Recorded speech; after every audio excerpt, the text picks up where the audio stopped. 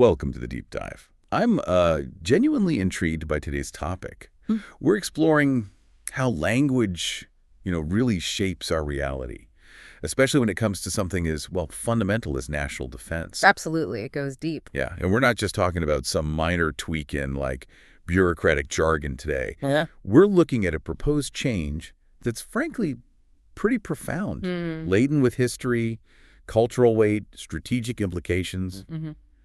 It could genuinely shift how we see one of the world's most powerful institutions. It really could. So get ready, because we're diving into the potential renaming of the U.S. Department of Defense back to its old name, the War Department. And like you said, this isn't just about, changing the sign on the door or the letterhead. What's really at stake here is, well, it's much bigger. Right. This discussion, it has to go beyond the headlines, doesn't it? We need to explore the deeper implications, things like strategic philosophy, the historical currents running underneath. And public perception, too, right? That seems huge. Oh, massively important. How people at home see it, how allies and adversaries interpret it. And our insights for this deep dive, they come from some recent, pretty lively discussions that laid out a whole range of perspectives on this, well, let's face it, provocative idea. You set the stage perfectly. So our mission today for you listening is kind of threefold. First, we'll unpack the immediate reasons behind this idea. What's driving it? What are they saying the rationale is? Second, we really need to dig into the history. The department's name has changed before, right? So tracing that evolution seems key. Absolutely. The why behind those past changes is crucial context for today. Exactly. And finally, we'll look at the wider ripples, the societal impacts, the philosophical debates that just the idea of a Department of War brings back up. It's really a deep dive into identity, intention, influence. Why a simple name carries so much weight. Main, Section 1. The proposed rebranding a cultural shift for the Pentagon. Okay, so let's unpack this core proposal first, because it really is quite striking when you hear it.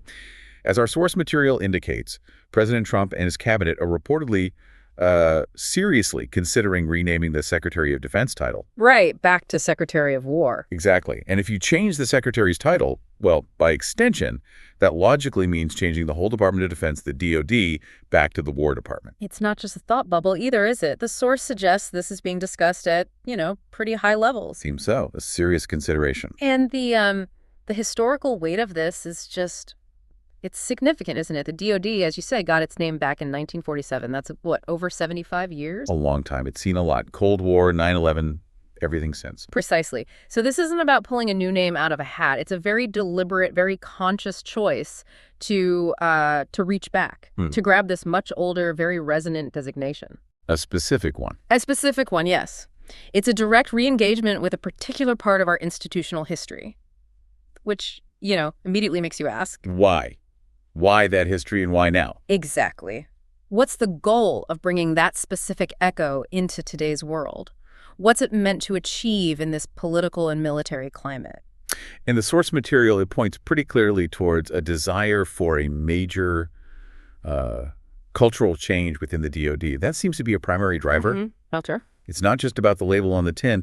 It seems deeply tied to what that name represents for the organization's identity, its mission focus. Right. The discussion specifically brought up Pete Hegseth, who's known for his work on this kind of thing, described as having literally wrote the book on cultural transformation. So it's not just a whim. There's a sort of underlying philosophy about organizational identity here. Seems like it. Part of a perhaps larger strategic vision for the military. And when we dig into what this cultural shift is supposed to do, well, the source material is pretty explicit. It says the aim is to get people inside the DoD focused more on their job, which is to deter, defeat, and sometimes destroy the enemy. Okay, that's blunt. It is. And it implies a pretty strong belief, doesn't it? That the current name, Department of Defense, or maybe the culture that's grown up around it, has somehow, diluted that core mission, allowed other things to creep in and overshadow it. So the implication is that defense sounds too reactive, too passive. Perhaps, while war signals something more proactive, maybe even aggressive, in terms of orientation towards national security goals. A sharpening of focus, maybe. A return to what some see as the fundamental purpose. Yes, a purpose geared towards decisive action, being prepared for and oriented towards conflict when necessary. And there was that quote, right, from the White House Deputy Press Secretary, Anna Kelly.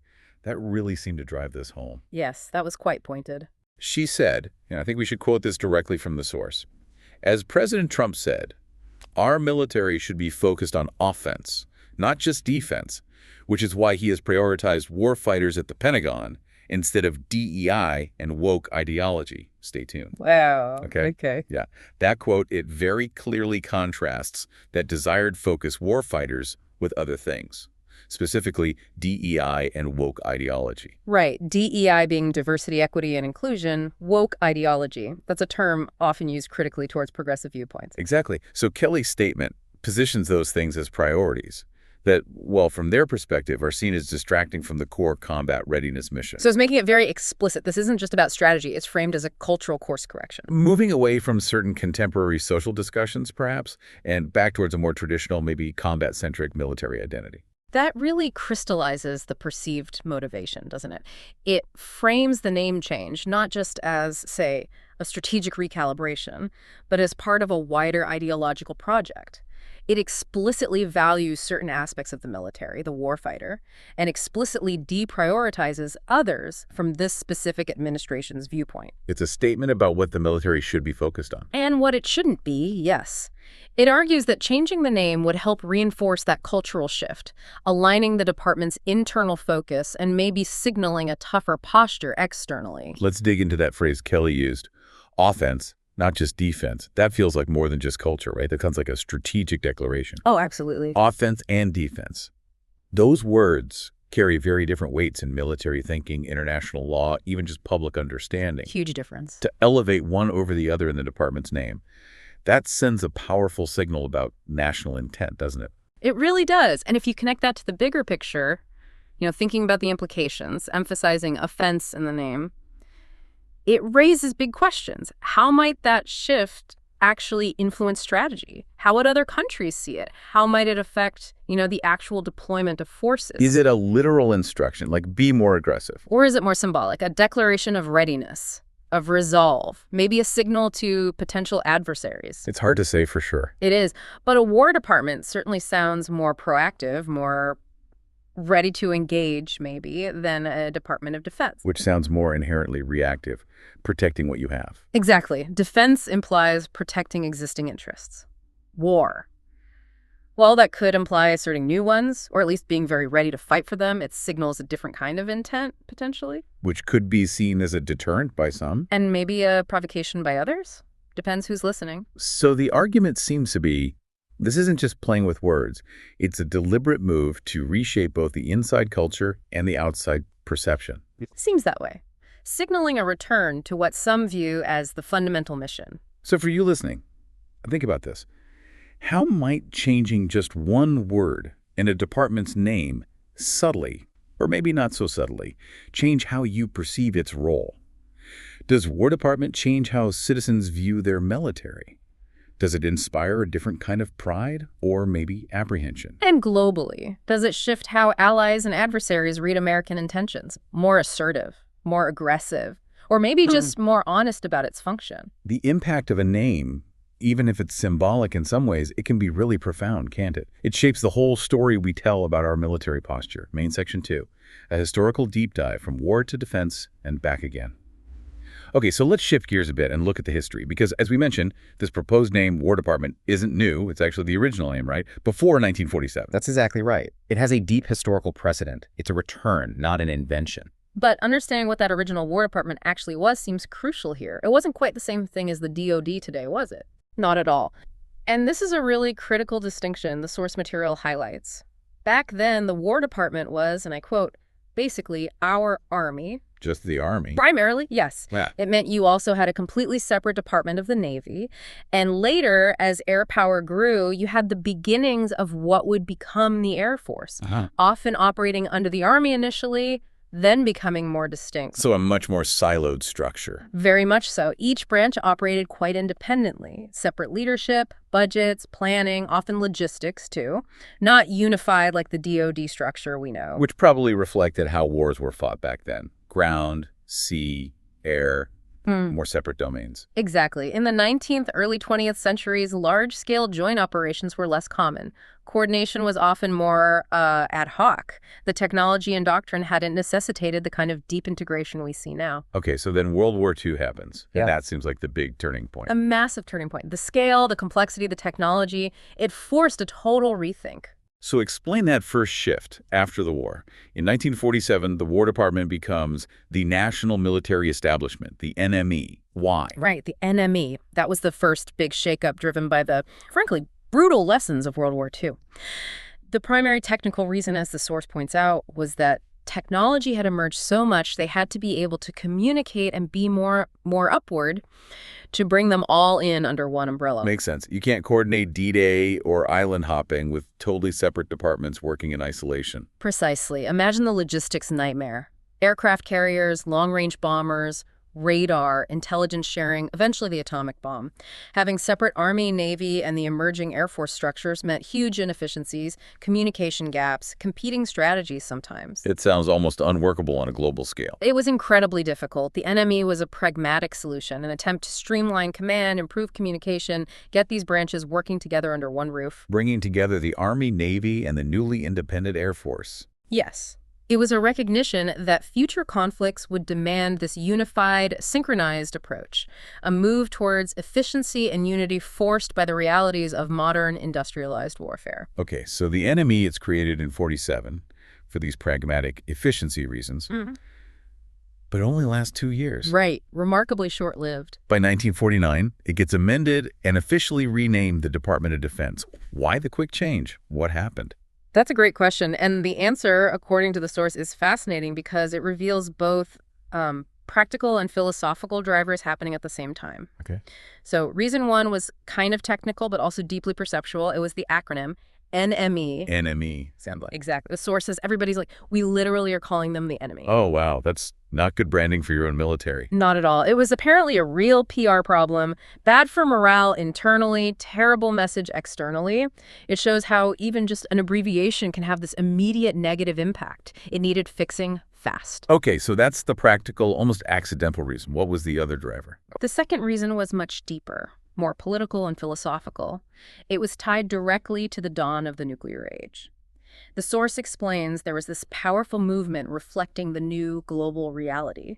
Hey, we've got nuclear power now, so let's try to bring the tensions down. Let's talk about this is to defend ourselves, not wage war. Ah, so the atomic bomb changes everything. Fundamentally. Even though the Korean War was just around the corner, this immediate post-war period heading into the 50s had this undercurrent of, well, the source calls it relative pacifism. People were grappling with this unprecedented destructive power. The idea of any major war was terrifying, let alone a nuclear one. So defense was chosen deliberately to send a message. Very deliberately. It was meant to signal a more restrained posture, less aggressive, focused on self-preservation, collective security in this new, terrifying nuclear world. It was a signal to the Soviets, to the world, maybe even to ourselves, that the primary goal was defense, de-escalation, not necessarily seeking out conflict. So it wasn't just about fixing the enemy acronym. It was a conscious choice reflecting the new anxieties and hopes of the nuclear era. Exactly. A profound statement of intent in the face of an existential threat. This history is just incredible. It really shows how these names aren't arbitrary. They reflect the national mood, the technology, the global politics. They're deeply intertwined, yes. So for you listening, it makes you wonder, doesn't it? How does our current global situation, our technologies, our tensions, our societal debates, how might that context inform a naming decision today? Right. If defense was a response to the nuclear age, what would reverting to war signal about our era? What message does a name truly send in today's complex world? It's a lot to think about. Main section 3, the broader debate. What's in a name and why it matters so much? Okay, so we've looked at the proposal, the history. Let's get into the current debate itself. What are the arguments being made for bringing back the War Department name, beyond that cultural shift we talked about earlier? Well, the source material lays out several distinct arguments that proponents are making. Each sheds a different light on why they think this is a good idea. First, there's this idea of marketing and identity. Marketing. For the military. In a sense, yes. The name Department of War is seen by some, according to the source, as a great name from a marketing point of view, specifically because it will attract warfighters. So it's about recruitment. Setting a certain tone to attract a certain kind of person. Seems to be the idea, fostering a very specific mission-focused identity, signaling clearly this is what we do and attracting personnel who align with that, who see themselves primarily as combatants. Someone prepared for, and maybe even embracing, the realities of conflict. That seems to be the implication. The name itself acts as a kind of filter or a magnet for a particular mindset. Okay, what else? Second, there's a real emphasis on clarity and directness. Plain speaking. Proponents seem to prefer, again quoting the source, using language that doesn't pussyfoot around what it is that we're talking about. No euphemisms. Right, a value placed on blunt honesty. The idea is that War Department is just a more accurate, straightforward description of the ultimate function. It cuts through any perceived softening that Department of Defense might imply. It makes the core function, waging war when necessary, unambiguously clear, both internally and externally. A kind of stark realism. You could put it that way, yes. Interesting. Any other arguments? Yes, and this one is kind of fascinating, almost paradoxical. It connects the name change to credibility and strategic restraint. Restraint. By calling it the War Department, how does that work? Well, the source makes this specific point. The only person who has the credibility to change it to the Department of War would be Donald Trump, because he's never started a war. Ah, okay. So the argument is about the messenger giving the message a different meaning. Exactly. It frames it not as an aggressive move, but as a strong statement coming from someone perceived by supporters as having shown reluctance for new conflicts. It implies that because he's seen this way, the name change carries a different kind of weight, a seriousness it might not otherwise have. And there was that analogy, too. Yes, the glass case analogy. This is tied into that credibility argument. Yeah. The idea that the War Department should be in a glass case that never comes out unless we really, really need it. So it's not meant to be about wanting war more, but about signaling its immense gravity. Precisely. It suggests the name should signify this ultimate last resort, a formidable power held in reserve, only unleashed under the absolute gravest circumstances. Elevating the decision to declare war, almost. Making it clear it's not something to be undertaken lightly. It emphasizes readiness for the ultimate necessity, but maybe not an eagerness for it. That glass case idea really reframes it, doesn't it? From just a name to a symbol of profound, maybe even sacred responsibility. Wow. But, okay, obviously not everyone agrees with this. There have to be strong counter-arguments, right? Concerns about going back to War Department. Oh, absolutely. The discussion highlighted in the source brings up some very important counterpoints and nuances. It's definitely not a one-sided debate. One strong sentiment that comes through is just weariness. The idea that many people are simply tired of wars, they're war-weary. Understandable. And they wish the name reflected an outcome of peace. It's a deep societal desire for less conflict, more focus on diplomacy, seeing the military as a tool for ideally maintaining peace. An aspirational view, hoping the name could guide us towards less destructive paths. Yes, stemming from the very real human and economic costs of recent conflicts. But there was a counter to that Department of Peace idea, too, wasn't there? Something about UN peacekeepers. Yes, a rather provocative counter was raised. Department of Peace, nobody started more wars or lost more wars than UN peacekeepers. Oof, okay, what's the point there? It points to the messy reality, doesn't it? That a name, even a noble aspirational one like peace, doesn't automatically guarantee the outcome. It suggests that sometimes such names can mask inefficiency or unintended consequences or just a lack of effectiveness in actually preventing or stopping conflict. So it's questioning whether an aspirational name is always helpful or if it can sometimes be misleading. Exactly. Does the name reflect intent or is it judged by results? It's a reminder that labels and reality don't always match up. What other concerns came up? A really significant one concerns the visibility and the cost of war, and how public perception shapes our willingness to stay in conflicts. How so? Well, the source brings up the Vietnam War. It suggests that when we saw pictures of war, and it specifically references that iconic, harrowing photo of the little girl running down the street after a napalm attack, we decided we wanted less of them. That direct visual exposure to the human cost, it changes things. It can profoundly shift public opinion, political will. It forces a confrontation with the reality. And the argument is that we don't have that now. The argument contrasts that with modern warfare. Things like drone warfare, which can create, as the source puts it, a video game point of view on war. More detached, sanitized. Potentially, yes.